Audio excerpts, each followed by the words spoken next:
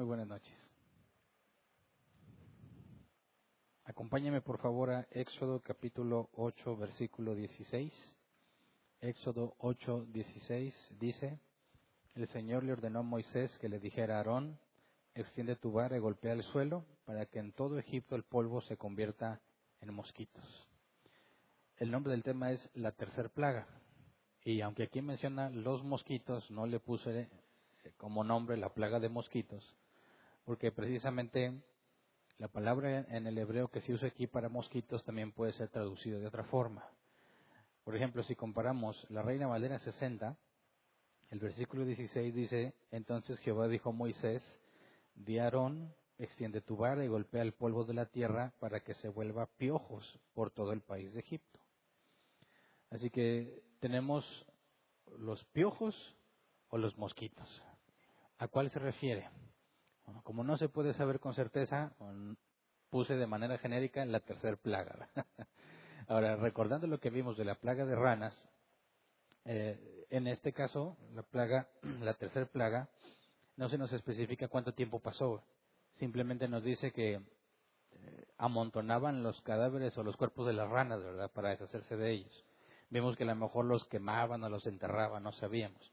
Pero inmediatamente después de eso nos habla de la tercer plaga. Entonces, si buscamos para efectos de estudiar qué sería lo más probable, un mosquito o un piojo, si tú buscas históricamente, los mosquitos abundaban, sobre todo en el mes de octubre. Se dice históricamente, y aún en día, en el mes de octubre, abundan mucho los mosquitos. Es algo muy común, obviamente porque está el Nilo, ¿verdad?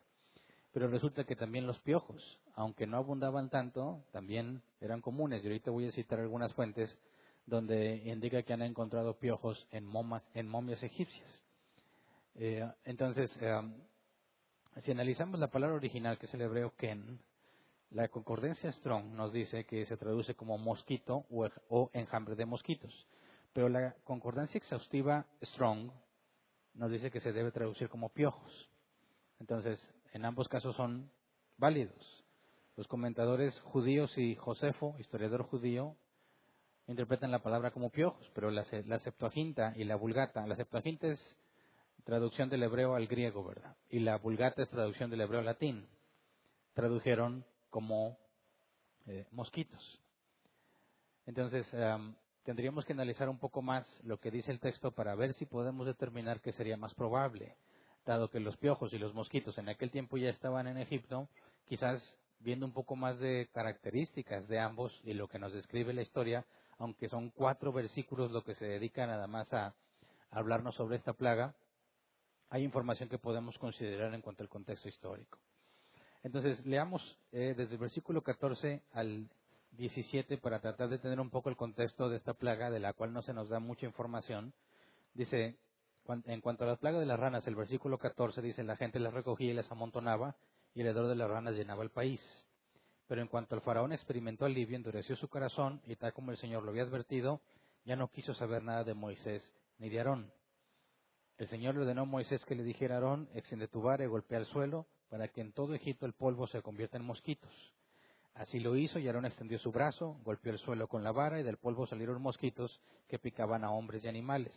En todo Egipto el polvo se convirtió en mosquitos. Entonces, como podemos ver, no se nos dice cuánto tiempo pasó entre que se acabó la plaga de las ranas, calculábamos varios días para poder juntar todos los cuerpos de las ranas muertas y deshacerte de ellos, y luego de inmediato nos habla de la plaga de mosquitos o de piojos. Y otro dato interesante es que no hubo advertencia para Faraón. Si fijan, las primeras 2 plagas se le advirtió primero a Faraón: deja ir a mi pueblo o va a pasar esto. El río se convierte en sangre. ¿No? Deja ir a mi pueblo o va a pasar esto, y atacan las ranas. Pero ahora no dice nada, simplemente Dios le dice a Moisés que inicie con la tercer plaga, sin advertencia. ¿Por qué? Vamos a ver que esa tercer plaga, y luego la número 6, y luego la número 9, llegan sin advertencia. Las demás sí tienen advertencia. Algunos ven un patrón de 3, 3 y 3. Pero aquí podríamos ver quizás que por lo último que vimos en cuanto a la plaga de las ranas, Faraón había dicho que iba a dejar ir a los israelitas, ¿verdad? Pero leímos en el versículo 15, pero en cuanto el faraón experimentó alivio, endureció su corazón y tal como el Señor lo había advertido, ya no quiso saber nada de Moisés ni de Aarón. Es decir, no cumplió su palabra en cuanto sintió alivio. Habíamos dicho, fue tanto el malestar, el sufrimiento que generó las ranas en el faraón que estaba dispuesto a ir a dejar a los israelitas. Pero en cuanto se le pasó la molestia, ya no cumple su palabra. Ahora, algunos consideran, y me parece acertado, que esta tercer plaga llega sin advertencia porque comunicaría una especie de juicio contra la situación de Faraón. Ahorita vamos a ver un poco más cómo es que Faraón sigue endurecido. Pero lo que nos decía en cuanto a la plaga de las ranas es que el corazón, como un acto voluntario, endureció su corazón. Ya había estado dispuesto a dejar a los israelitas, pero en cuanto se sintió aliviado, él voluntariamente decidió negarles lo que ya había dicho que iba a hacer. Entonces sería probable que esta tercer plaga llegue sin advertencia porque es un castigo directo, tanto para Faraón como los suyos, pero principalmente para Faraón, aunque ahorita vamos a ver que aún así sigue endurecido. Pero entonces le dice Dios a Moisés para que Aarón haga esto, extiende tu vara y golpea el suelo. Ahora vimos que en las dos plagas anteriores que afectaban el Nilo estaba representando una deidad, ¿verdad? Incluso en la plaga de las ranas, otra deidad era representada con la rana. No las podían matar, ¿verdad? Hasta que ya estaban todas las ranas muertas fue cuando juntaron los cadáveres. Y ahí, en eso consistía el sufrimiento de los egipcios, que con tanta rana y no se podían deshacer de ella, pues tenían que soportar. Bueno, ahora, cuando dice, extiende tu vara y golpea el suelo, la pregunta es, ¿el suelo representaría algo especial para los egipcios o no? Tenían dioses para todo, ¿verdad? Entonces, ¿qué implicaría que haya golpeado el suelo? ¿Por qué era necesario golpear el suelo? Algunos comentaristas dicen, de Barnes Notes, dice, los egipcios adoraban la tierra como el padre de los dioses. El suelo fértil negro de la cuenca del Nilo era especialmente sagrado para ellos. Lo llamaban Kemi, y se supone que de este se deriva el antiguo nombre de Egipto. Así que también adoraban la tierra. Entonces, cuando Dios le dice a Moisés, para que Moisés le diga a Aarón que golpee el suelo, tiene que ver con un ataque directo contra otro de sus dioses. Entonces, para ellos, el polvo representaba al padre de todos los dioses. Y se supone que como es un dios de Egipto y ellos son la nación más poderosa de aquel entonces, los dioses son los que le dan control y libertad a Egipto. Cuando Dios hiere al Nilo, ¿verdad? Utiliza las ranas y ahora golpea el suelo, está atacando otra deidad importante para ellos. Y le está volviendo en su contra. Porque nos dice que del polvo se generaron mosquitos o piojos, ¿verdad? Entonces, otro comentarista, Helicot, dice, el polvo prevalece en Egipto hasta un punto que es muy inconveniente. Viajamos a Shim, dice un escritor, a través de nubes de polvo levantadas por un fuerte viento que interceptaron o bloquearon nuestra vista tanto como si hubiéramos estado viajando en una niebla. Hay una gran fuente de incomodidad, dice otro, que surge de la sequedad de la atmósfera, a saber, una cantidad excesiva de polvo. Cuando todo el polvo de la tierra se convierte en mosquitos, la plaga debe haber sido realmente grande. Entonces, hay mucha tierra, muchísima. Y el hecho de que la Biblia nos diga que el polvo, todo el polvo de Egipto se convierte en mosquitos o en piojos, entonces eran demasiados, exagerados. En el caso de los mosquitos era común que hubiese muchos mosquitos, sobre todo en octubre. Pero cuando nos dice que todo el polvo se convierte en mosquitos, entonces era muchísimo más que lo que ellos pudieran haber visto nunca antes. Ahora, vamos a ver cuál sería el impacto para los egipcios en las dos posibilidades. Si eran mosquitos, ¿qué pasó con los egipcios o qué pudo haber pasado?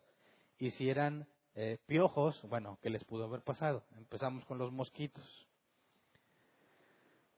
Encontré que las etapas de gestación de un mosquito son 4: huevo, larva, pupa y adulto. Las primeras dos, de larva y pupa, tienen que estar en agua. Por lo tanto, los mosquitos no pueden provenir del polvo de manera natural.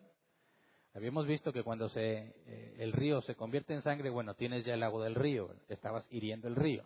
Cuando habla de las ranas que salen del río, algunos podrían decir, bueno, las ranas salen del río, eso es normal. Pero en este caso, si son mosquitos, los mosquitos necesitan agua para poder ser incubados primero y que puedan crecer. Y aquí estos provienen del polvo, sin agua. Entonces, de primera instancia esto demostraría que hay algo sobrenatural. No puedes pensar, como quizás en las primeras dos, que puedes simplemente manipular el agua o como consecuencia de algo que pasa en el agua, crear la plaga. En este caso no, los mosquitos no pueden venir del polvo. Y el momento en que golpea el polvo y se convierten en mosquitos es una muestra del poder sobrenatural de Dios. Ahora, todos conocemos los mosquitos, ¿verdad? Los zancudos. Pero no sé si te has dado cuenta que la especie de zancudo, o no sé si sea exactamente la misma, pero depende mucho de la zona en la que estés. Por ejemplo, me ha tocado ir en zonas donde hay mucha humedad, donde hay mucha agua, y parecen dinosaurios los zancudos allá, ¿verdad? Aquí, o estás acostumbrado a los zancudos de aquí, pues son zancuditos, ¿verdad?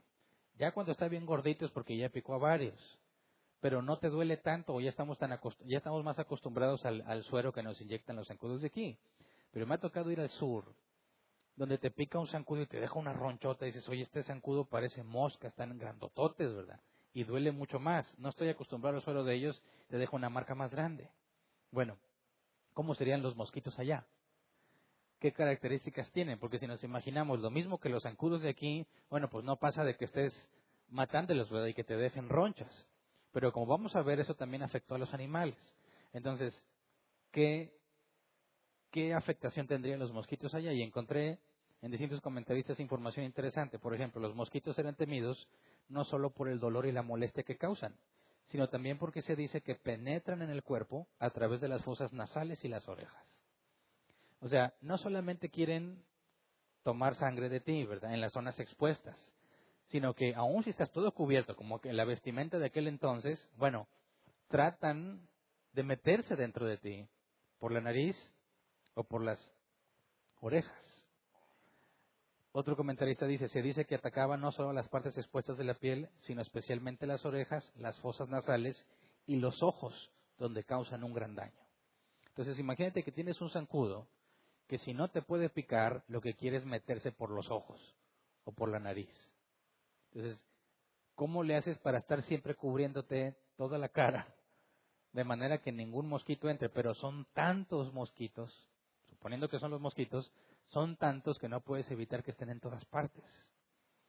Ahora, dice, algunos han pensado que los mosquitos no molestan al ganado, pero un historiador llamado Kalish dice, ellos molestan especialmente a las bestias, como bueyes y caballos, volando en sus ojos y fosas nasales, llevándolos a la locura y la furia, y a veces incluso torturándolos hasta la muerte. Entonces, cuando nos habla de que afectaría, como vamos a ver, a hombres y bestias, bueno, dices, bueno, pues que le pique las bestias, ¿qué tanto es? Bueno, aquí entendemos entonces que los de allá, los mosquitos de allá son mucho más agresivos que los de aquí, ¿verdad? Y aunque no encontré ningún comentarista que trate de especificar algún nombre científico de uno de esos mosquitos para poder traerles una foto, por eso no traigo foto, lo que podemos ver es que el peligro real, además de las enfermedades que podían transmitir, era que se metieran dentro de ti. Así que realmente era algo muy difícil de soportar. Ahora, ¿qué pasaría si fueran piojos? No voy a preguntar, bueno, voy a preguntar, pero no me van a contestar, ¿verdad? O quizás sí, ¿quién ha tenido piojos? Yo creo que, bueno, los piojos atacan, tengas o no tengas dinero, sin importar tu estatus social. Si vas a escuela privada o a escuela pública, te aseguro que los piojos de alguna vez llegaron y algunas veces llegaron para quedarse. Y eran difíciles de deshacerte de ellos. Bueno, las características del piojo, bueno, pues te da mucha comezón, ¿verdad? Y se reproducen muy rápido. Es muy difícil deshacerte de los piojos. Ahora, las etapas de gestación de un piojo son huevo, larva y adulto.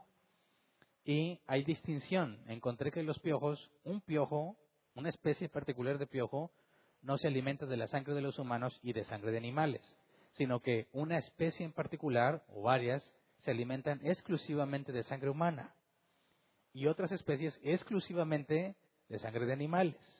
Entonces, algunos ven aquí un punto negativo a la traducción de piojos, porque si golpea el suelo y el polvo se convierte en piojos y le afectan a animales y bestias, dicen, una especie de piojo no puede hacer eso. Es bueno, pero ¿qué tal si Dios creó las especies necesarias para que tanto los hombres como las bestias fueran afectados, ¿verdad? Puede ser.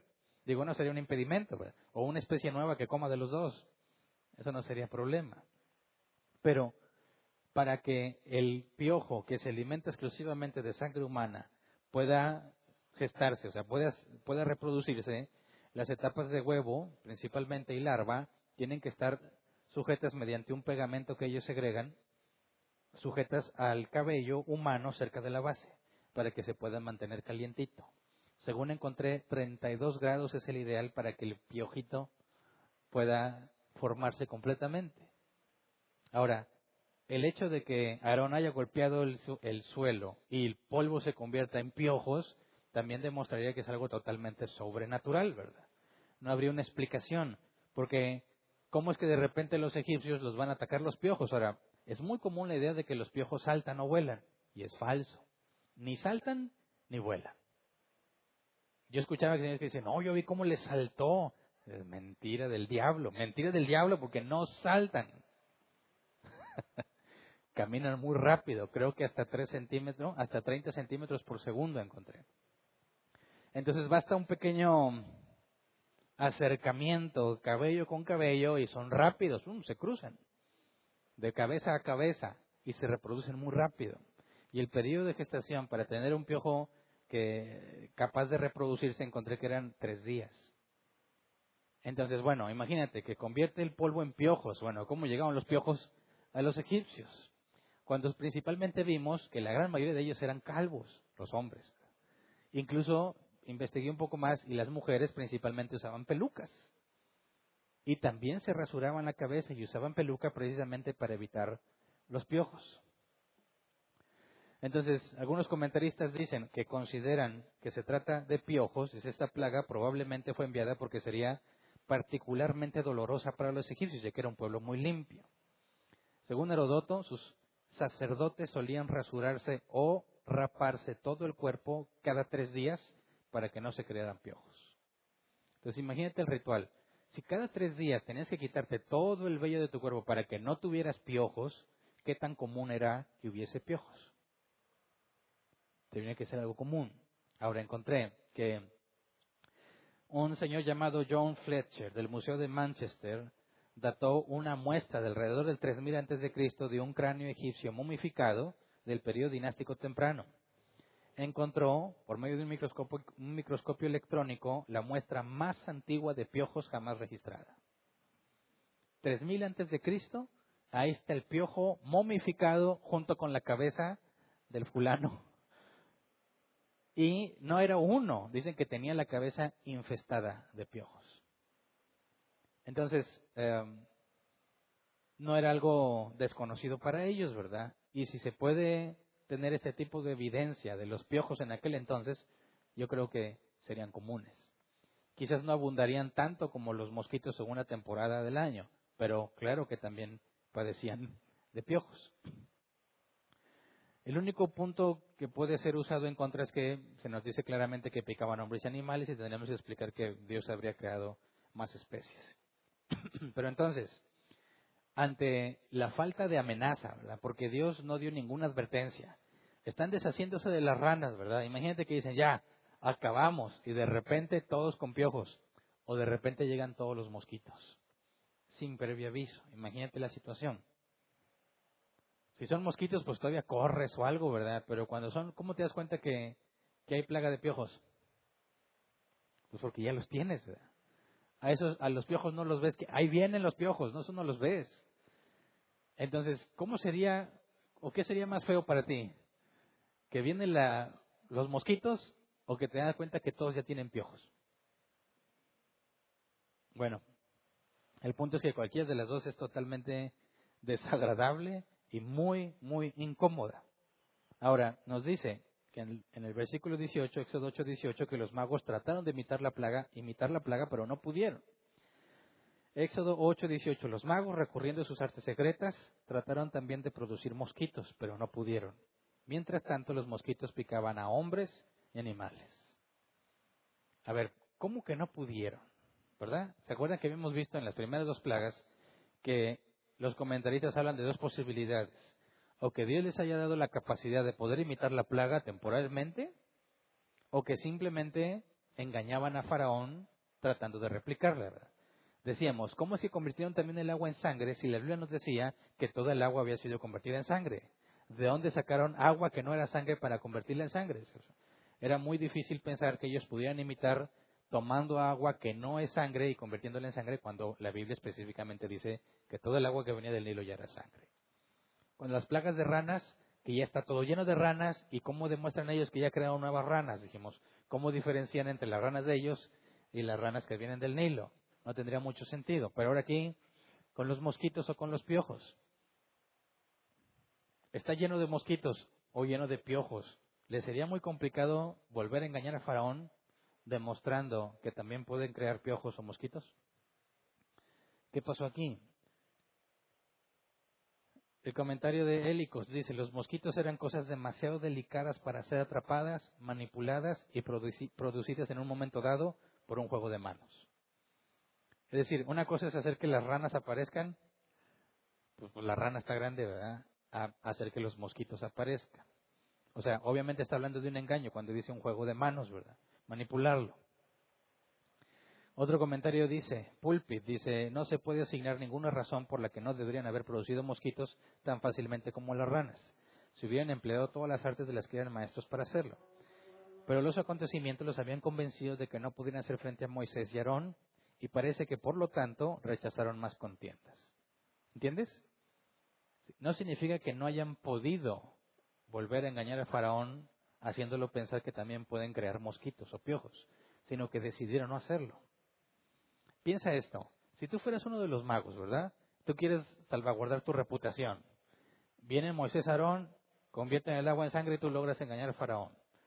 Hacen lo mismo con las ranas y tú también engañas al Faraón. Viene con los mosquitos, ¿por qué no le seguirías? Piensa, ¿qué han estado experimentando los magos todo este tiempo? La plaga de sangre, no había agua para beber. Vimos que estaban tan desesperados como para ponerse a escarbar. Y que el agua que venía de los sedimentos de esa tierra era algo que era totalmente desagradable. Bueno, imagínate que decimos, ya, yo soy un mago y digo, aquí está la sangre, yo también pude. Sí, pero ahora batállale todo el tiempo que haya durado esa plaga, ¿verdad? Y luego están las ranas. Yo también hago ranas, sí. ¿Y? ¿Te acuerdas que les decía? Lo importante, o lo que realmente demostraría su poder, es que acabaran con las ranas. O que revirtieran lo que había sucedido en el agua. Pero no, nada más dicen, yo también lo puedo hacer, pero no hay nada que pueda hacer para evitarlo. Ahora, después del sufrimiento de las ranas y cómo le afectó a Faraón, si a Faraón le afectó que era el hombre más protegido, con las mejores instalaciones, con la mejor servidumbre, ¿cómo le fue a toda la gente común y corriente? Incluyendo a los magos. Ahora, viene esta nueva plaga, ya sea que están llenos de piojos o tienen los zancudos, los moscos en todos lados. ¿Qué ganan con imitarla? ¿Qué pasa si lo imitas? Faraón no va a querer aceptar, ¿verdad?, que esto es algo sobrenatural. ¿Y qué va a pasar según las dos veces que ya pasaron anteriormente? Pues Moisés y Aarón van a venir con una plaga nueva, ¿verdad? Ahora ponte en el lugar de ellos. ¿Realmente quieres seguir ese juego? ¿Realmente quieres seguir peleando y tratando de demostrarles que tú también puedes, cuando no puedes hacer nada para evitarlo? ¿Qué vas a conseguir? Que vengan con nuevas plagas cada vez. Y aunque tú logres engañar a Faraón, lo único que estás obteniendo es batallar, ¿verdad? Sufrir cada una de las plagas. Entonces, ¿realmente no pudieron hacer nada para engañar a Faraón o decidieron ya no hacer nada para ya no batallar, ¿verdad? Porque fíjate bien, según esto, las señales son para convencer a Faraón y que los deje ir. Si tú te preguntaras, ¿y por qué nos está yendo tan mal? Porque Faraón no quiere dejarlos ir, ¿verdad?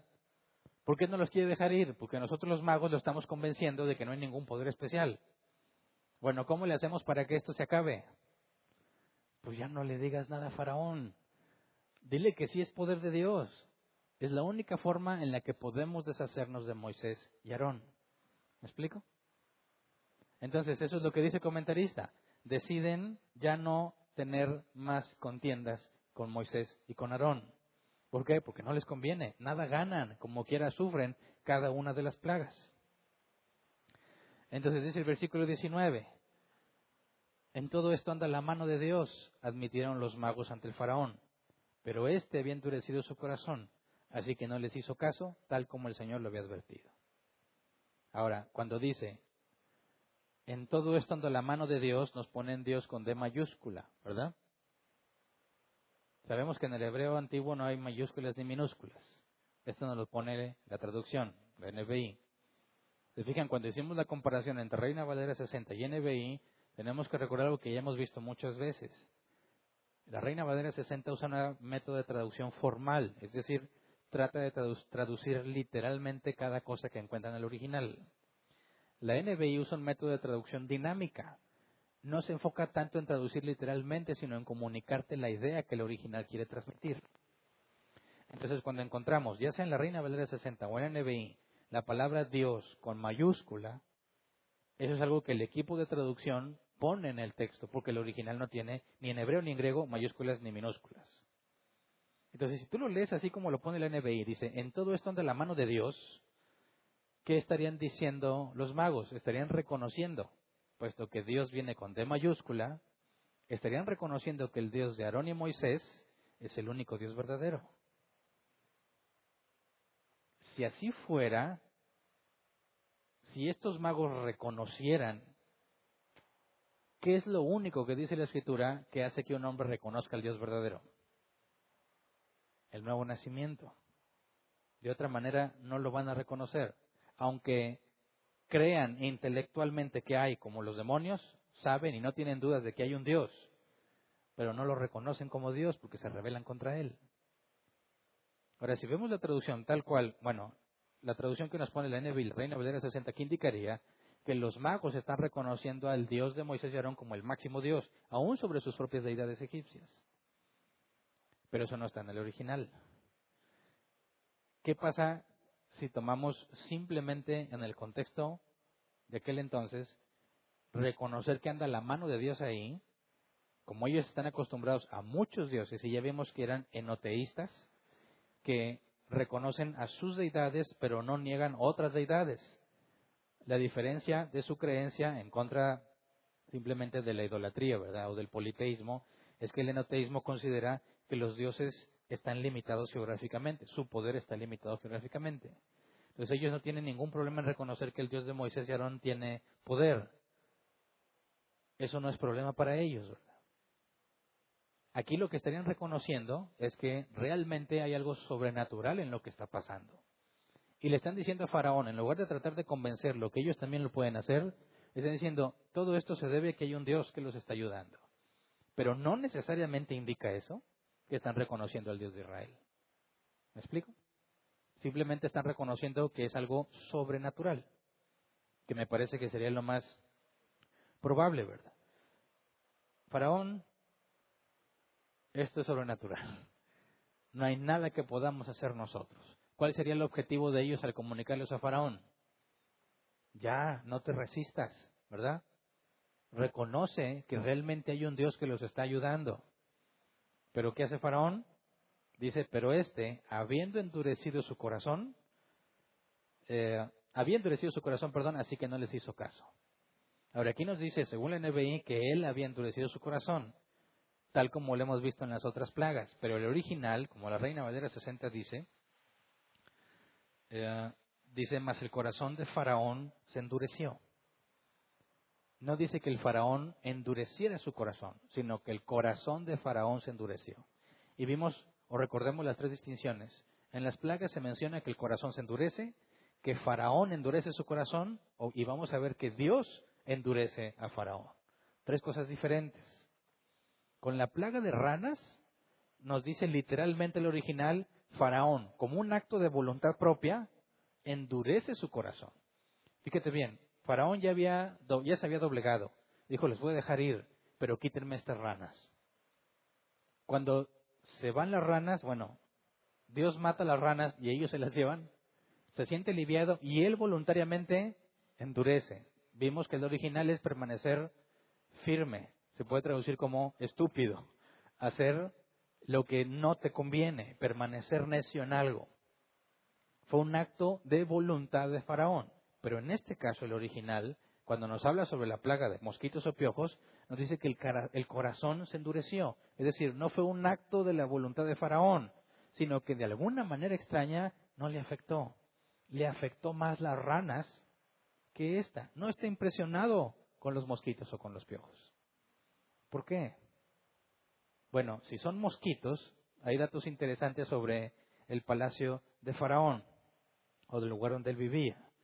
Nos dice el comentarista Pulpit, dice, es muy posible que la plaga de mosquitos no lo haya molestado mucho. Probablemente poseía altos apartamentos por encima de la altura a la que asciende el mosquito. Según Herodoto, libro 2, verso 95, dice, o puede verse protegido por cortinas de mosquitos de la mejor muselina. Yo busqué que la muselina es una tela fina de algodón egipcio. Sus súbditos sufrirían naturalmente la plaga mucho más que él, puesto que él estaba más protegido que ellos. Entonces, si él tenía habitaciones altas y mosquiteras, pues él fue y se encerró un tiempo en su palacio, allá arriba, donde los moscos no llegan, y no padeció tanto, ¿verdad? No que toda la gente común y corriente les fue como en feria, pero a él no le hubiera afectado tanto. El comentario de Ellicott dice, los mosquitos no impresionaron al faraón como lo había hecho en las ranas. Su corazón se mantuvo duro, no tenía necesidad de endurecerlo por un acto de su voluntad. Probablemente la plaga le afectó muy poco, ya que él tendría cortinas de mosquitos y podría evitar las partes más altas de su palacio, que estaría por encima de la altura a la que asciende el mosquito. Ahora, eso es suponiendo que son mosquitos. Si eran piojos, pues de nada le sirve la mosquitera ni irse a los lugares altos, ¿verdad? Pero como vimos que los sacerdotes se rasuraban cada tercer día, bueno, una forma rápida de deshacerte de los moscos sería quitándote todo tipo de vello, ¿verdad? Y aislarte completamente, ¿verdad? No permitas que nadie se acerque. Pero si los piojos son como el polvo de la tierra, pues estarían en todas partes. Entonces no hay una explicación clara. El punto es que Faraón no tiene que voluntariamente endurecerse, simplemente no le afectó esta plaga, no le conmueve, no le dolió tanto, él sigue decidido. Sus magos ya se echaron para atrás, pero él insiste, no me rindo, ¿verdad? Entonces, desde la perspectiva de la gente común, ¿tú crees que todos están en armonía con Faraón? ¿O la cosa ya se está poniendo difícil para el contexto egipcio, internamente hablando? Imagínate, llegan dos esclavos, uno que se fue hace mucho y nadie supo de él, que es Moisés, y Aarón, que dicen, mi Dios dice que nos dejes ir a todos. ¿Qué habrá pensado el pueblo egipcio cuando Faraón le dijo que no? ¿Estarían de acuerdo con Faraón? Pues sí, porque los va a dejar ir, ¿verdad? Ok, primer plaga. Pasa lo de la sangre y batallan mucho, tienen que ir a escarbar para tomar agua. ¿Eso hizo que todos los egipcios cambiaran? ¿O pudo haber sido algo, simplemente un fenómeno extraño, ¿verdad? La plaga de ranas. Todos son atacados por las ranas. ¿Todos los egipcios estarán en armonía, de acuerdo con el faraón, o ya empezaría a haber desacuerdos? En la tercer plaga, ¿cómo les está yendo? Están experimentando mucha pérdida en cuanto a la productividad que podían tener, ¿verdad? Porque aunque los zancudos no te dañan tu propiedad, ¿verdad? Y pues los animales pudieron haberse muerto varios, como vimos, si es que son zancudos o mosquitos. Estás empezando ya a tener una afectación que va más allá de que no puedes tomar agua, ¿verdad? O que es muy desagradable estar entre ranas. Ahora tus bestias están siendo afectadas y tú estás siendo incomodado grandemente. Y si te preguntas, ¿por qué estamos sufriendo esto? ¿Cuál es la respuesta? Porque los esclavos se quieren ir y Faraón no los deja irse. Ahora, ¿esto estará generando ya problemas internos en Egipto? ¿Habrá ya una opinión dividida entre los que están de acuerdo con Faraón y decir, no, que no se vayan? Y los que dicen, como los magos, dicen, esto es algo sobrenatural, ¿verdad? No vamos a poder luchar con esto. Deberíamos dejar que se fueran. ¿Tú qué harías? ¿Estarías dispuesto a hacer todo lo que los esclavos hacen? ¿O permaneces firme para que los esclavos lo sigan haciendo? Algo muy similar pasó en Estados Unidos, ¿verdad? Con la esclavitud. Había incluso cristianos que defendían la esclavitud como algo bíblico, algo permitido. Y otros cristianos son los que lideraron el movimiento de la libertad. Los dos usaban la Biblia para justificar o desacreditar la esclavitud. Aquellos que defendían la esclavitud no querían perder la mano de obra que tenían, ¿verdad? Consideraban que tenían todo el derecho, incluso derecho divino, para tener esclavos. Ahora, si tú fueras un egipcio, ¿los dejas ir? Y dices, vámonos, que se vayan, pero que se lleven ya sus plagas. Yo no quiero saber nada de eso y aquí nos organizamos para hacer el trabajo que ellos hacen. ¿Ya estaría suficientemente quebrantado? ¿Con la sangre, con las ranas y con los mosquitos? ¿O todavía sigues teniendo ganas para otro round? Y decir, no, es mejor que ellos sigan ahí. Yo no voy a hacer el trabajo que ellos hacen. No tienen ningún derecho para irse. Son nuestros. No vamos a dejar que se vayan. No, yo no dudo que hay gente endurecida todavía, ¿verdad? Pero me parece que desde la perspectiva de un padre, ver todo lo que está pasando para con los tuyos, simplemente porque no quieren que se vayan, sería un factor fuerte, ¿no crees? Una cosa es que digas, yo soy solo, ¿verdad? Yo me aguanto. Y otra cosa es que veas a tus niños afectados. ¿Qué sentirán los padres de familia ver a los niños consumidos por zancudos o por piojos? Uno de grande pues busca la forma de soportarlo, pero los niños. Ahora, a mí me parece, aunque no lo revela todavía, que en esta tercera plaga, sin aviso, simplemente Dios la mandó y la reacción de los magos en decir, dice la Reina Valera 60, esto es dedo de Dios, me parece que ya hay desquebrajes, ya hay desunidad entre los egipcios, ya están empezando a ser quebrantados. Ya no es tan agradable la idea de seguir resistiéndose a que los esclavos se vayan. Pero fíjate cómo es Dios, apenas van 3, todavía faltan 7 más, ¿verdad? Faraón está dispuesto a seguirle. El pueblo, me parece a mí, está empezando a quebrarse. Ya vamos a ver que llega el punto en que ya todos quieren que se vaya menos Faraón, porque está necio. Pero fíjate bien, ¿cómo está haciendo Dios para vencer a la nación más poderosa del mundo conocido? ¿Con qué los está venciendo? Con ranas, con moscos, cosas que consideramos como insignificantes. No con ejércitos, batalla, no puso a su pueblo a pelear, con las cosas, hasta ahorita con pequeños animalitos o insectos pequeñitos, pero en grandes cantidades está haciendo que toda una nación se quebrante. Dios pudo haber hecho desde el principio, ¿verdad? Desde la primera, vámonos, la 10ª plaga y se acaba el asunto. Pero no, Dios está mostrando su poder. Para mal de los egipcios, pero para el bien de su pueblo. Porque ¿qué está aprendiendo el pueblo?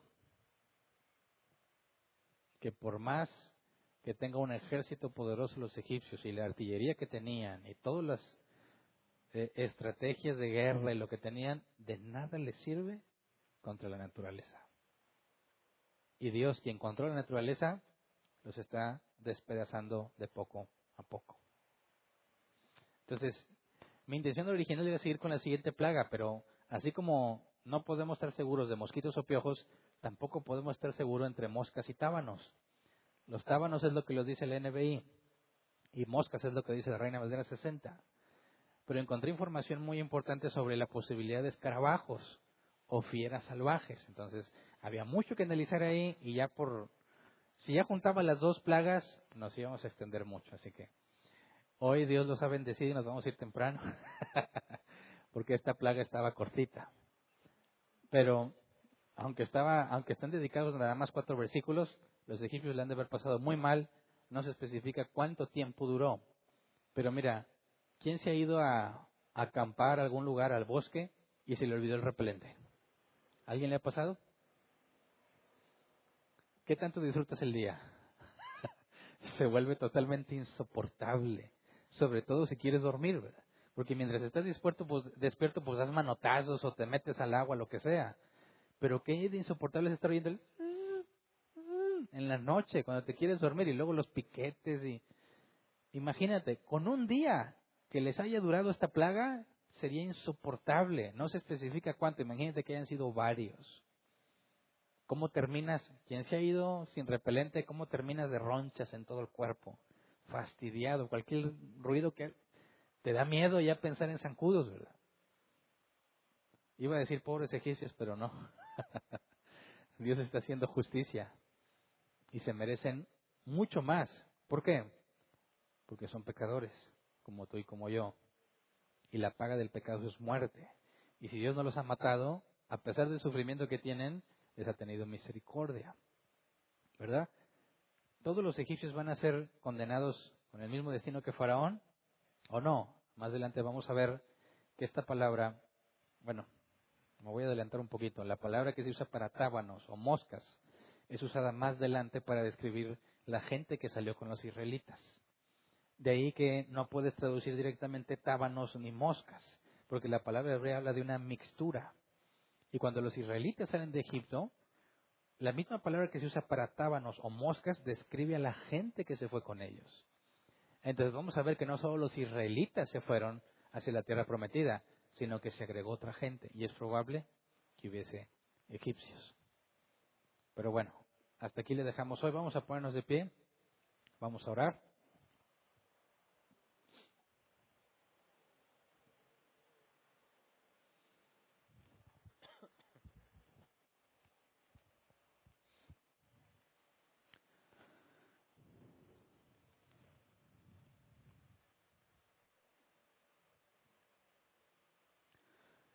Ver la plaga de mosquitos y cómo Dios derrota a una nación tan poderosa nos debe llevar a pensar que muchas veces nos sentimos seguros cuando tenemos algún mecanismo de protección. Por ejemplo, no estoy diciendo que sea malo estar asegurado, pero muchas veces los que están asegurados se sienten protegidos por el hecho de que tienen un seguro. Y aquel que no lo tiene se siente desprotegido porque no lo tiene. No sé si ha tocado, cuando te tratan de vender un seguro, ¿de qué te hablan? De todas las posibilidades que tienes y que existen de que te pase algo malo, ¿verdad? En eso se enfocan. No sé si alguna vez has lidiado con un vendedor de seguros. Su técnica se basa en el miedo, ¿verdad? ¿Sabes cuáles son las estadísticas de lo que pasa y cuántos chocan esto y las enfermedades y el cáncer? Y no tienes nada, no tienes ni un peso para poder hacer algo al respecto y tratan de meterte miedo para que estés dispuesto a comprar un seguro que te dé seguridad, ¿verdad? Y entonces tienes el seguro y dices, pues si choco, no importa, tengo seguro.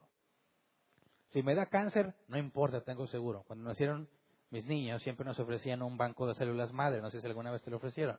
Tenían que guardar un pedacito de cordón umbilical para obtener las células madres y tú ibas a rentar de por vida un lugar en un congelador especial para que por si alguna razón tu hijo tenía alguna especie de cáncer pudieran usar las células madres del bebé y poder trabajar en una posible cura.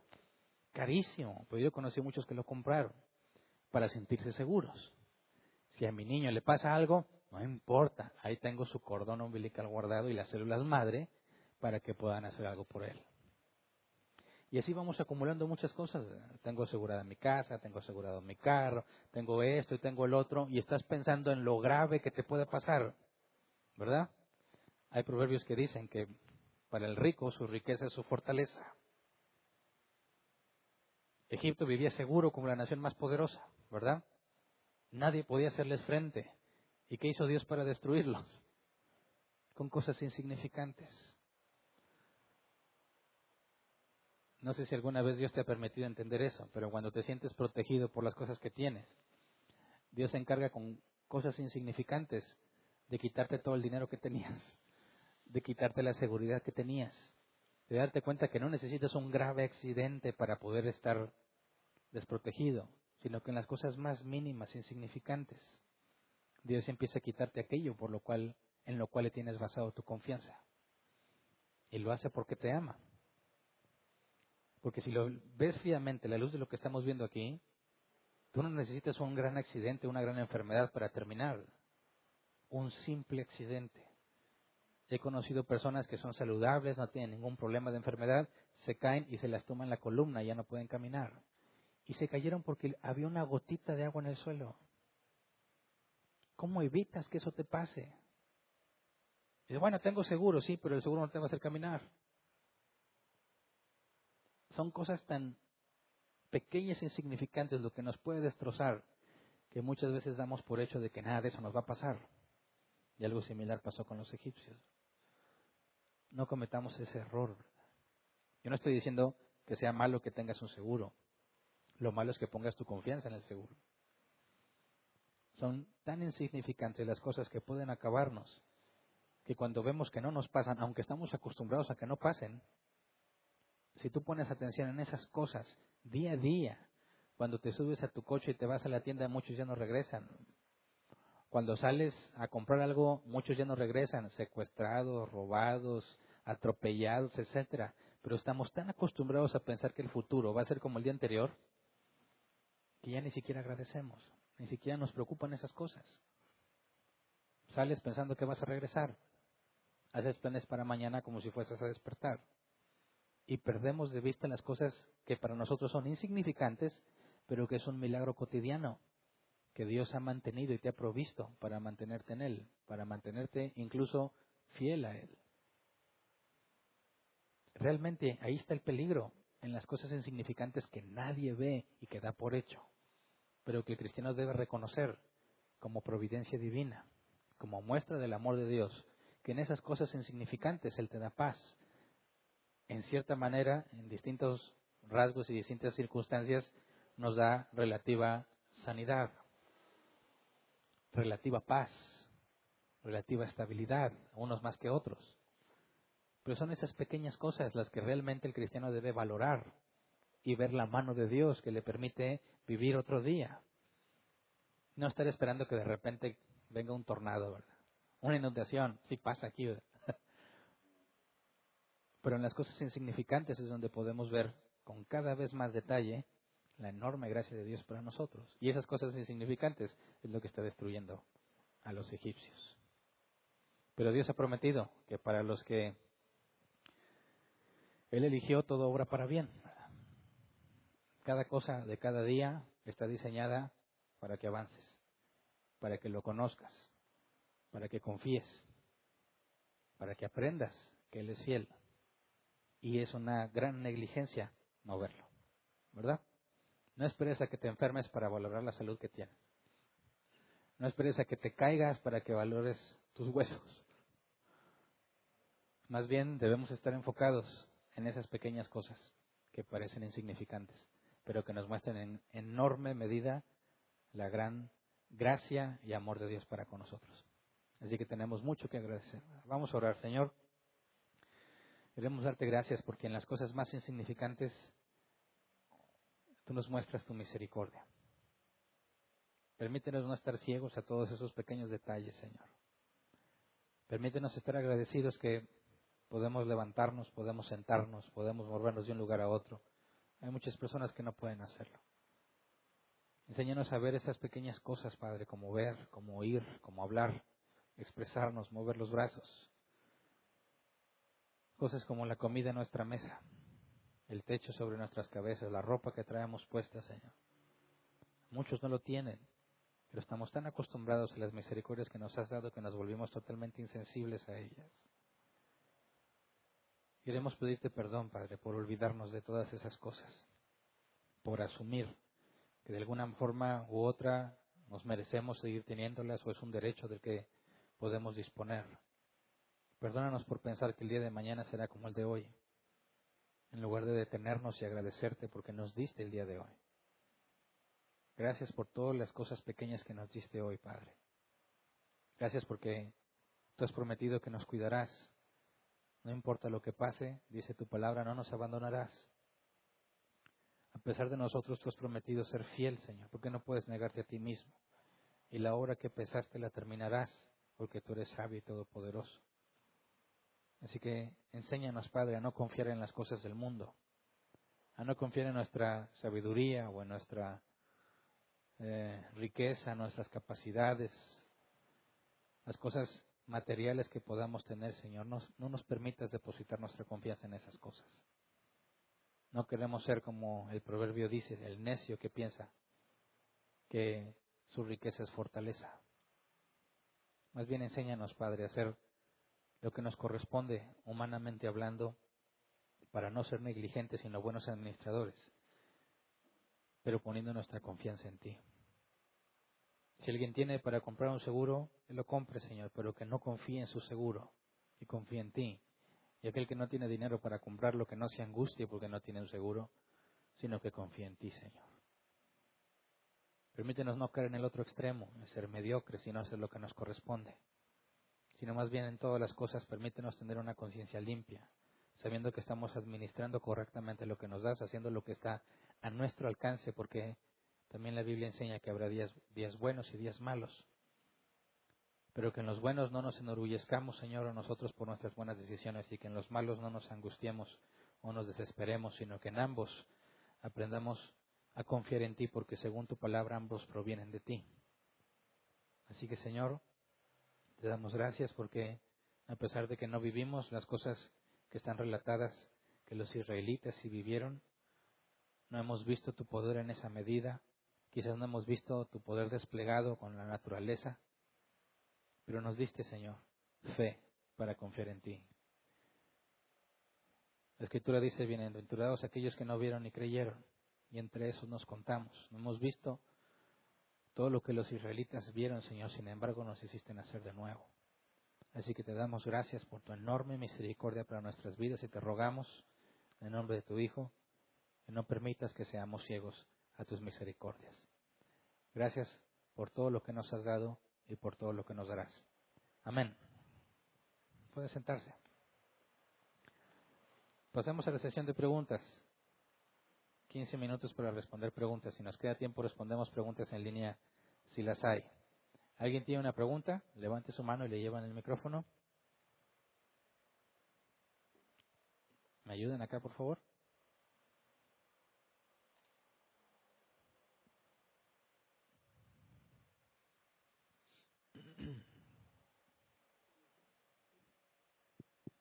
Buenas noches. Buenas noches. En el caso de cuando se manifiestan las plagas, ¿el pueblo de los hebreos también se ven afectados por esas plagas? Porque normalmente tenemos la idea que nada más es para los egipcios, pero ahí están también los hebreos. ¿Se verían ellos también afectados y embroncados con el tema de las plagas? Okay. Buena pregunta, porque no ha dicho literalmente la Escritura que no le está pasando nada a los israelitas, sino hasta la plaga que sigue. Dice, y va a ser una señal que los tábanos o moscas o lo que vamos a analizar que probablemente era, dice Dios, y no llegará a Gosén. Hasta la siguiente plaga es cuando específicamente dice que no va a llegar a Gosén. Así que algunos ven la posibilidad de que sí haya afectado en Gosén las plagas anteriores. Pero si analizamos el carácter de Dios y vemos que es contra los egipcios, que específicamente Faraón, que es el representante de todo el pueblo, si las plagas es para ellos, porque no los dejan ir, no tendría ninguna justicia en que también afligiera a los israelitas. Entonces, ahorita no tengo toda la información para demostrar lo que voy a decir, pero la idea es el próximo miércoles, si Dios lo permite, verlo. Pero cuando se nos especifica que los tábanos o moscas no llegarían a Gosén, es porque la naturaleza de esos animales es muy distinta. Es decir, los zancudos no pueden viajar grandes distancias, los piojos tampoco. Entonces, considerando la situación geográfica, Gosén sí está separado del centro de Egipto, donde están viviendo todos. Entonces, las ranas no serían viables de que llegaran hasta Gosén. La plaga de sangre del Nilo, esa sí podría haber llegado, pero no se especifica. En cuanto a los mosquitos o los piojos, tampoco llegarían hasta Gosén. Pero cuando nos habla de los tábanos o las moscas, esa es una situación distinta, es porque ellos se mueven principalmente con el aire. Entonces sería muy probable que llegaran a Gosén, pero por la naturaleza de esos insectos, o considerando incluso que fueran fieras salvajes, la demostración sería que no lleguen a Gosén es porque no sería algo natural que no llegaran a Gosén, sino al contrario, naturalmente llegarían hasta Gosén. Pero el hecho de que Dios lo prohíba indicaría la protección que siempre han tenido, no que apenas hasta esta plaga tendría. Pero para poder demostrar esto necesito que nos esperemos hasta el otro miércoles. ¿Alguien más? ¿Allá atrás? Buenas noches. Buenas noches. Hernán, en el comentario de Pulpit que dijiste que tenía apartamentos o un cuarto hasta arriba y las telas de Elevados. gasolina, sí. El comentarista hace referencia o cita, y bueno, pienso yo que es Herodes 2.95. No. Hablas de acerca de un... O de Si qué te se fijas, trata ahí. dice Herod, punto. Es la abreviación de Herodotus, en inglés. Herodotus 2.95. Si tú buscas Herodoto, libro 2.95, y encuentras la referencia. Pero si lo buscas como Herodes, no vas a encontrar. Ok, gracias. ¿Alguien más? No. ¿No hay preguntas en línea tampoco? No. Muy bien. Sí, aquí hay una todavía. Acá al principio, por favor. Nomás le hizo de emoción.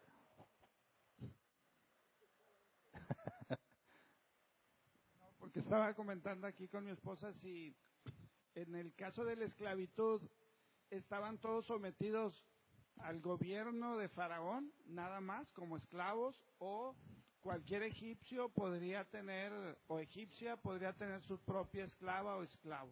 Bueno, lo que vimos es que al estar sometidos ante Faraón, por consecuencia los egipcios tenían autoridad sobre ellos. Lo vimos cuando se ordenaba matar a los bebés varones que nacieran. Todo egipcio tenía que cumplir la ley. Es decir, cualquier egipcio tenía la autoridad para arrebatarle el bebé a una israelita y arrojarlo a los cocodrilos. Eso nos habla de la capacidad de gobierno que compartían los egipcios sobre los israelitas. Ahora, que hubiese esclavos personales, lo vimos en el caso de José, ¿verdad? ¿Alguien más? No. Muy bien, entonces ahora sí cerramos con la sesión de preguntas y terminamos la transmisión en línea. Gracias a los que nos acompañan en línea. Espero que nos sigan acompañando y estén con nosotros el próximo domingo para ver la siguiente serie de la voluntad de Dios. Gracias. ¿Para nosotros hay avisos?